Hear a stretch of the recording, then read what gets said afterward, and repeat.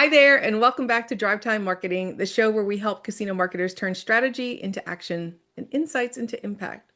I'm Julia Carcamo, and in today's episode, we're talking about doing Hispanic marketing right in our regional casinos.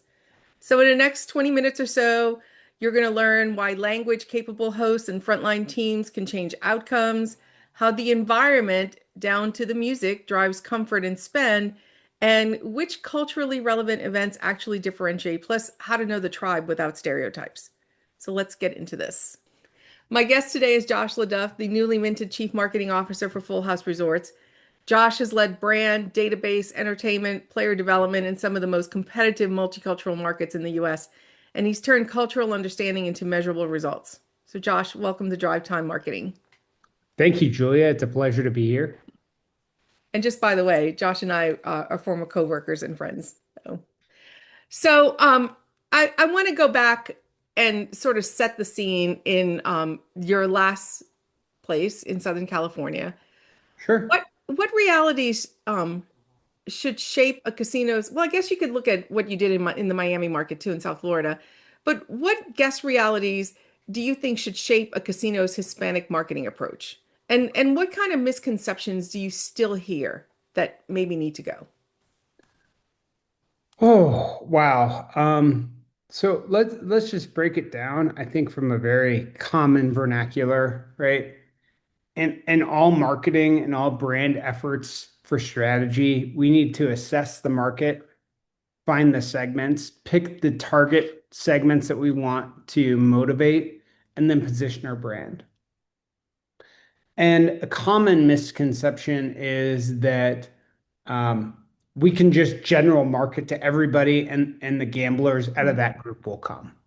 Um, and I find that to be not true on the whole and not true on the micro level because when you get to targeting, what it's about is speaking directly one to one so that Mhm. customer feels like you know me, you have a relationship with me.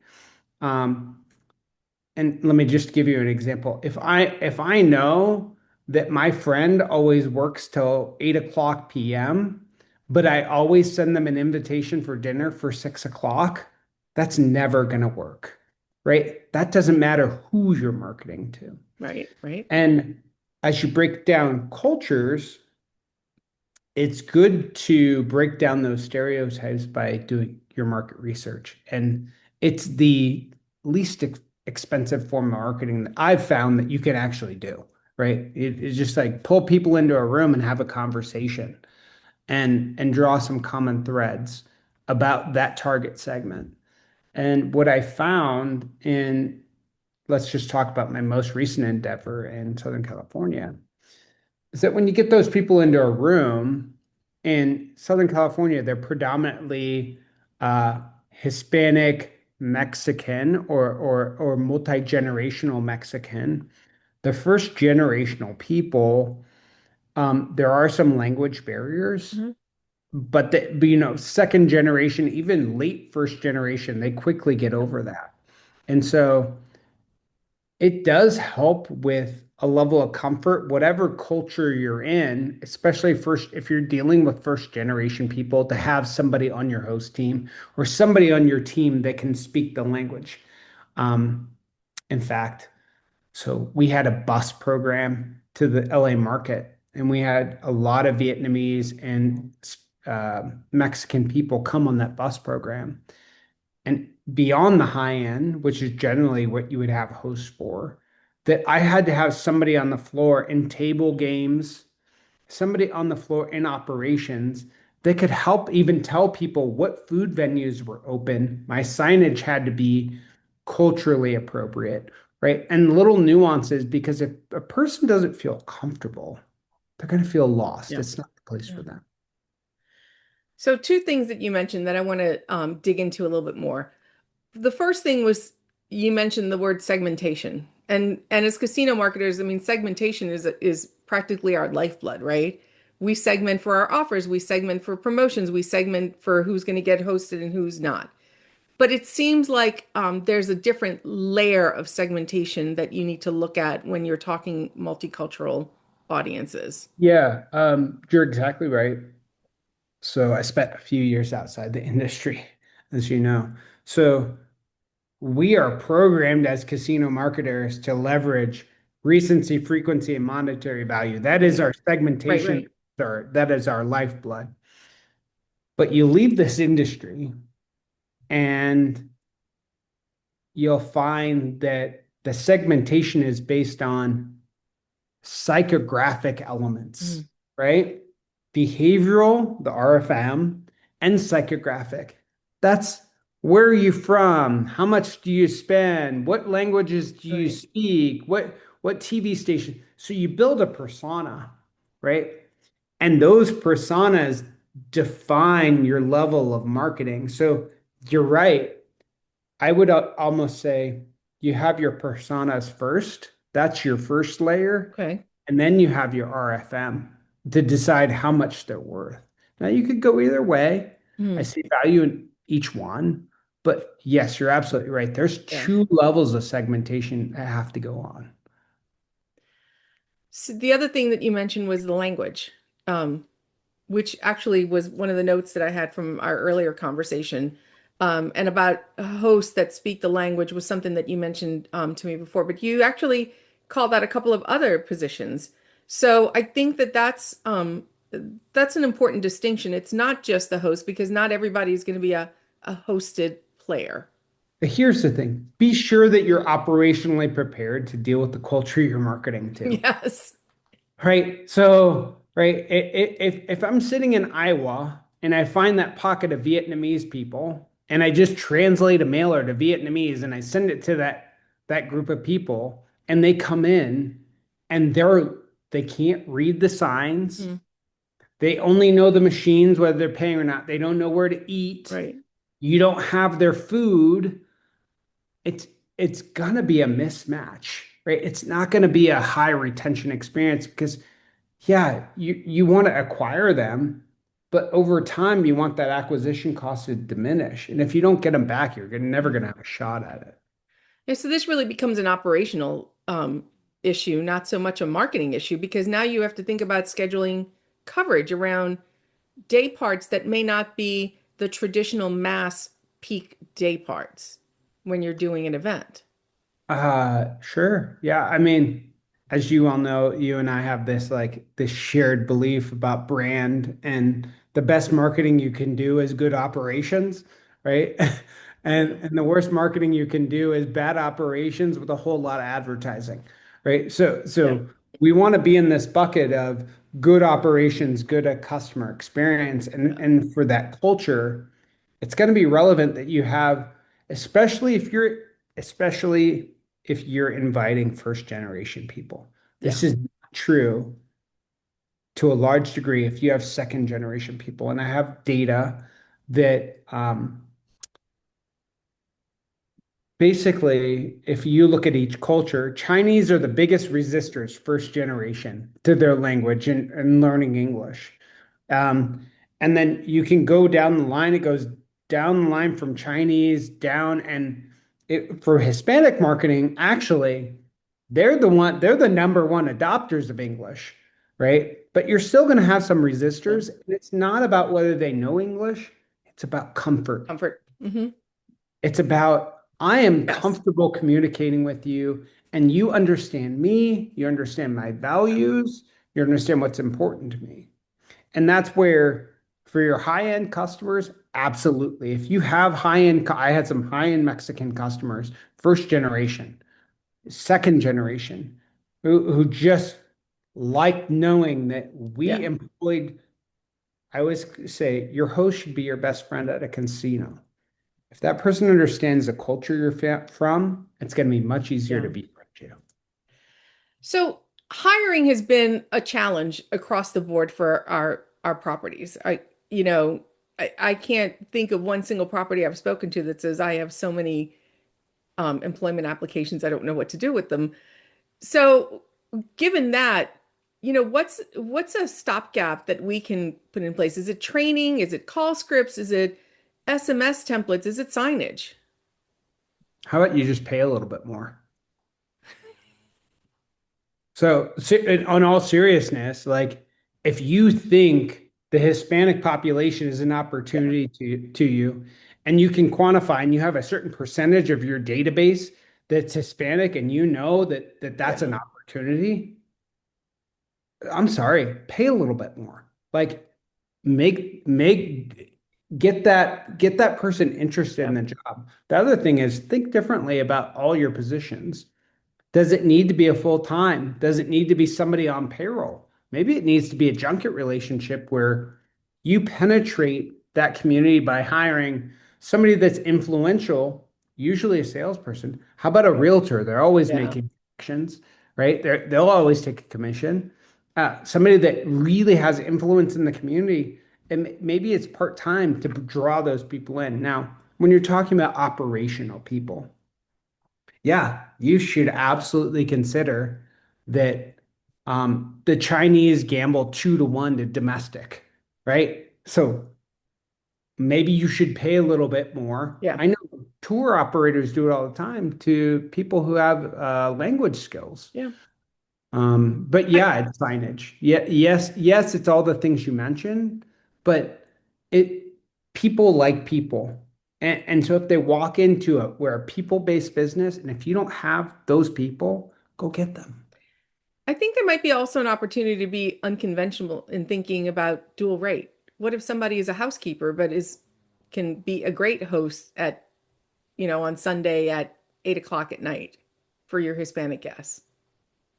Um, some of the best marketing ideas I've ever found come from my lowest Yeah. line level employees.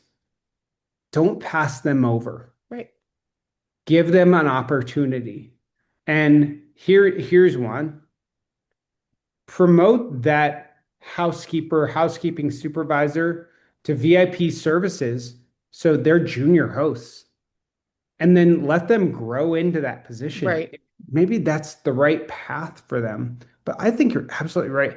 I think we always look, oh, experienced talent. You have to have a book of business. No, you don't. I have this undeveloped portion of my population that's sitting in my casino, and this person's going to help me develop all day long. Yeah. Especially because we have so many different levels that we can start people from that VIP services to host to player development. You don't have to put somebody in a quote unquote player development role. What a story, Right. right? We know lots of GMs and CEOs who started out as dishwashers and Yeah. purchasing people. Give somebody a chance, right? That they may wow you, and if you don't, what's the worst thing that can happen? Yeah. That they self-elect to go back to where they're from because they say it's not the right fit. I mean, there's just a world opportunity. I wouldn't be where I am today if somebody hadn't taken a shot on me. Mm. We're going to take a quick break from our great conversation with Josh, just so that I can tell you that the 2026 Casino Marketing Bootcamp calendar is live. We're bringing back our highly rated signature event in New Orleans and our Midwest Strategy and Planning Bootcamp in Tulsa. Plus, we're adding two brand new gatherings. We're going to kick off the year in the Southwest in January with a fresh bootcamp focused on player development and loyalty. And then to close out August, we're debuting a powerful 2-day program dedicated to direct marketing. 4 events, all hands on learning, the skills your team needs to win your market in 2026. Join us at casinomarketingbootcamp.com. So we talked about understanding the markets a little bit more and setting up an environment that's comfortable for our guests as they come in. And we know that they vary differently in terms of acculturation depending on what generation they're in, and Yeah. truthfully, their country of origin and family. I mean, families Yes. are always a big part of the recipe here that we don't often really think about in terms of business. We don't really think about how the family influences how our business functions for those markets. But what about programming? So I know that at Pala, you actually had some significant programming that was culturally relevant. And one of the things that we talked about before the call was sometimes we see properties initiate programs for Hispanic marketing that are probably more performative than relevant. So, how can you tell when an idea is right for your audience or when it's just simply let's translate these ads and hope that they come in? Have you asked the question? I go back to the market research, pull 10, 20, 30 people in before you go invest in some big effort Yeah. and just try to understand them better. Number one, they're going to become your biggest advocates when you launch the program, right? What more could you want? You have 30 influencers who just convince people Hmm. because they were part of the idea. The second is it could easily sway you by making a minor change with a huge impact so that generally in the Southern California market, you're going to have a larger response rate on a Sunday because culturally, that Mexican market, they say, I work 6 days a week. I can't come in. I can't come in on Saturdays. I don't come in Sunday mornings, but I go to culturally, church. I go to mass I on Sunday morning. yeah, they go to church, but guess what? Afternoon, I party. I party and I have a good time, and so when you look at a lot of Hispanic marketing efforts, even people who try to replicate that, they try to do stuff on Fridays and Yeah. Saturdays, and the wheels shake and then they aren't really understanding or listening to their customers. We put in a Sunday program. That was the secret sauce there Yeah. because that's when that group is available. Now it's not just that group. It's you know if you're going multicultural, your Chinese and your Vietnamese business owners, they come in after they close their grocery stores and their shops, and they may even be professional people. But guess what? The influencer who owns the nail shop is Yes. bringing their whole group of friends, just as and I used to have a Mexican cleaning crew who there was one person and she drove everybody around all their little stops to so that she was the main influencer. So if you get her, Yeah. she's bringing her whole crew. And you just want to think about multicultural marketing like that. You're infiltrating communities, right? Yeah. And Lord knows, we have community-based games like Baccarat. Well, why, when you have all these different Baccarat things, does it not light up? Because you're not introducing that cultural, that community element. People are looking for that sense of community. What program do you think or what program stands out in your mind as one of the best programs that you feel like you've done so far in your career as it relates to Hispanic marketing? Like has it been? Has it been a concert, a Yes. promotion? Not promotions, concert, culturally relevant. People will drive from over the border. We Hmm. were pretty close to the border. People will drive different counties over the border to see, and this is probably all entertainment, but we saw it especially with Hispanic entertainment. If that group is only coming from Yeah. Mexico for the day, people would drive from Yeah. all over Southern California to come see that group because they're finally in California, right? And it only happens once in a while. Or, it was a certain traveling band or comedian. They'll drive Yeah. from all over because you're having something that's culturally relevant that's not widely available, right? And that's the key. It's not widely available and it's very culturally relevant so that everyone drives in. It's got to be a good time, deliver a good experience, Yeah. and then think about your environment.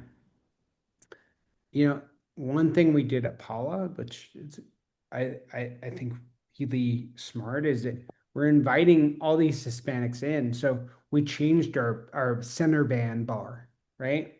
The center bar band Hmm. to be Hispanic in language and in tone, and we did a lot of crossover, right? Because on Sundays you have a big mix of Yeah. people. But if you're gonna have the concert outside, then when they pour back in inside, they want to hear like culturally relevant stuff. Yeah. Yeah. So yes, that And you we can did. do that with your overhead music too, if you Yeah, don't have a center bar. That's right. That's Mix right. more of it in. Yeah, mix more of it in, Yeah. right? I wouldn't go all the way. I would mix more of it in. Right. Um, with the Hispanic market in California, did not find that food was the driver, right? Right. Unless you can do tacos better than Tia, don't do tacos, right? Like that it's Yeah. just yeah, Yeah. they aren't they aren't looking for just like, you know, um, name insert your Mexican restaurant. Right. Right. That wasn't relevant. What we did pull out is when we had Hispanic Mexican concerts, we did street tacos, right? And we had, our kitchen staff loved it because that was their culture too, a lot of them. And so they were like, "Oh yeah, we get to do street So tacos." in the Let's restaurant or on the oh, floor? uh, where the concert in the concert venue. Oh, nice. Okay. Yeah, right. And right, that was important, right? Culturally relevant Yeah. food only if you can pull it off. If you can't pull it off, don't do it at all. That goes for Yeah. everything. My last boss, Fred Burrow, was a big advocate on it, and he's absolutely right. Like, if you're not going to do it right, just don't do it because you're just going to piss somebody off, and you're going to ruin your brand in Yeah. the intermediate I period. also think it's important if you don't have the appropriate staff that understands the market, it's important to know that influencer in the market that can give you some guidance, that can help you find the right band and the right add-ons, right? For God's sake, if you don't have the person on staff and you think it's part of your Yeah. target market, go find the customer, give the customer $1,000 in free play to be your consultant, right? Yeah. Like they're like more than happy to do that. In Yeah. fact, you should have 10 of those people to be telling you what's going on in every segment of your business at all times. Because if you don't have those customers giving you feedback, guess what? You'll never know when the dealer's not dealing the card Yeah. right, or the ratings aren't going in, or this person's cheating. Your customers will tell you. You just have to have the right incentives. Okay, so we have a little game that I want to play before I let you go. But first, before we do that, I want to ask you, what are the top three investments you would recommend people make? I think research is one of them. It's not a big investment, but Yeah. there's a very big return. What are some other investments you think people should take to start down this path? Invest your time in designing the customer journey. Right. So you're going to do all this Yeah. research, you're going to get all this information, lay it out in a logical fashion, find the gaps, and then invest money in filling those gaps, whether it's No. in your CRM system to have the right, cultural association, or it's in your staffing to make sure that you're staffed appropriately. Think about that customer journey, and it might, so like just simply, right, awareness. Do we have to have in language awareness messaging? Oh, yeah. Well, there's this huge segment of town and it only speaks, all the signs are in Spanish, right? So I guess if we put up a billboard, it would only make sense that it's in Spanish, Mhm. right? I guess that if we're advertising on CTV to this population, we should have it in Spanish, Yeah. right? Right. If you're going to make those awareness investments, okay, interest. Yeah. So, I think it's important that we interrogate our partners to make sure that they can help us with this accurately. I mean, I'll be honest, there's a lot of agencies that I've worked with that said, yeah, we can help you with that. And it's translation, and sometimes the translation isn't culturally correct because not all Spanish is Spanish to the person who's reading it, oh no, I, right? I made that mistake, And right? the So same thing happens if with you're going to have a concerts. Mexican person, like if you're going to have a Mexican segment, get a Mexican person to Right. do that translation. But if you're going to have a Colombian or a Central American, like it's Yeah. very different Spanish, The same right? thing goes with the concerts, with the music, Yeah. and having a booking agent that's going to help you navigate that Yeah. correctly. Yeah. Yeah. Jaw Entertainment. Lisa is great at Hispanic marketing. I want to give her a shout out because she's just She does a great job in helping people understand and connect to those Yeah. entertainment audiences. Um, and very culturally relevant, really dominates the Southern California market. Yeah. And if you need her, I know she's located in Palm Desert, and you can look her up online. But reach out, Yeah. understand your vendors, make sure you pick the right vendors. And here's the biggest investment I would make: test. Don't go all in. Understand, and this goes for everything. Yeah. I don't know. You could be right. I could be right. If we test, we'll figure it out. Right. But if you go all in and you burn yourself, you burn a bridge, you don't do it well, you're going to put your own job at risk, and you're going to look dumb. Yeah. So test as you go along the way and get feedback. All right. So it is time for our little game called Fan, Flop, or Fix. So I'm Oh, going to give God. you a tactic, and you're going to tell me if you're a fan of it. So you want to run it Oh, or amplify Julia, it. you already know that you preloaded this. If it's a flop, so we skip it, or if we should fix it because the core is good and maybe we just need to tweak the execution. Okay. All right, rapid fire. Translate a mass promotion into Spanish as is with no creative or offer changes. Wow. Spanish But speaking, you could fix it. yeah, It's just like that's a bad idea. yeah. Spanish speaking host coverage 5 p.m. to 1 a.m., let's say on a Sunday. Oh, that's a win. What was the word you used? Fan, Fan. fan. Big fan. WhatsApp opt-in groups for a host to be able to use. Oh, wow, I got to think. I'm gonna say fix that because I am a big fan of the casino having access to information and the dialogue in the CRM. There are a lot of new CRMs that track conversations Hmm. and are able to even translate those conversations that they're having in different languages through VoIP, Yeah. to push them directly on their phones to WhatsApp, and then you don't have any of that transaction history. I think it's a fix. It's an Yeah. opportunity. How about a loteria themed kiosk game? Love it. Yeah. Try it. Genre specific live nights like banda or norteño or salsa as like a monthly series. Call Lisa. In language wayfinding at the Players Club, cashier, and the hotel desk.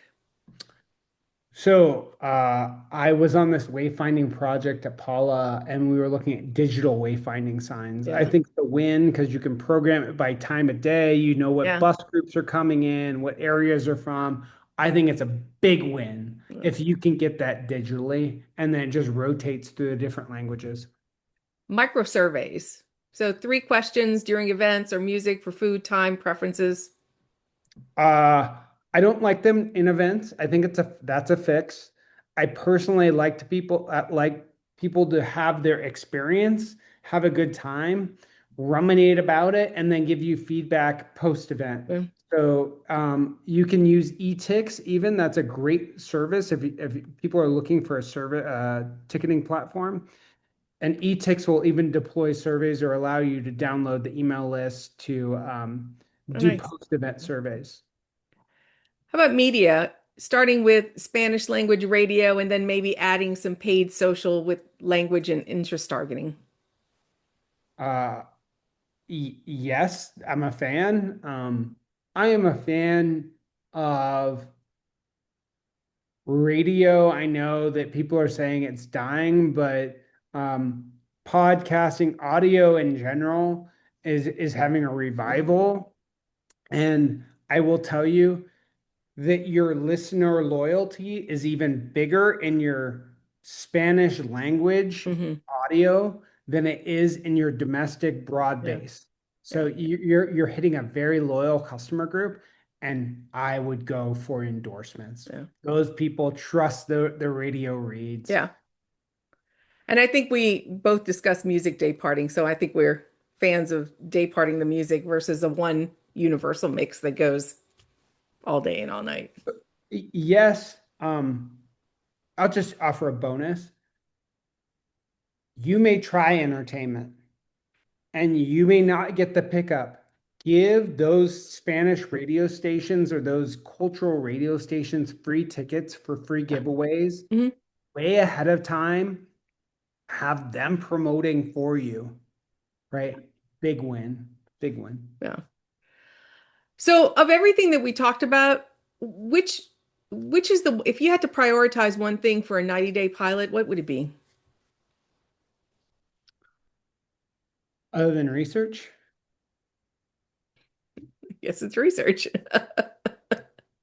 know your customer, Yeah. right? KYC, know your customer. Don't start. I mean, Jules rule number one, know your maybe audience. I've tangentially had properties in Iowa. They weren't properties where we had big Hispanic populations or Vietnamese populations. So I wouldn't just jump out there and go pilot a Vietnamese program Yeah. if you don't find that's part of your target market. So Yeah. it's really understanding your segments before you go out and just like try shit.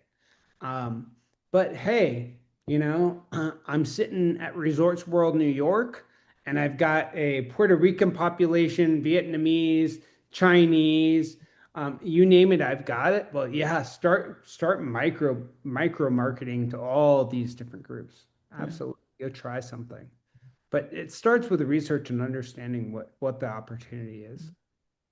Well, Josh, thank you so much for joining me today. Obviously, this discussion is not about translating copy, it's about translating the welcome. And I appreciate you bringing that to all of us. And thank you for joining us on today's Thanks for Drive Time having me Marketing. once again.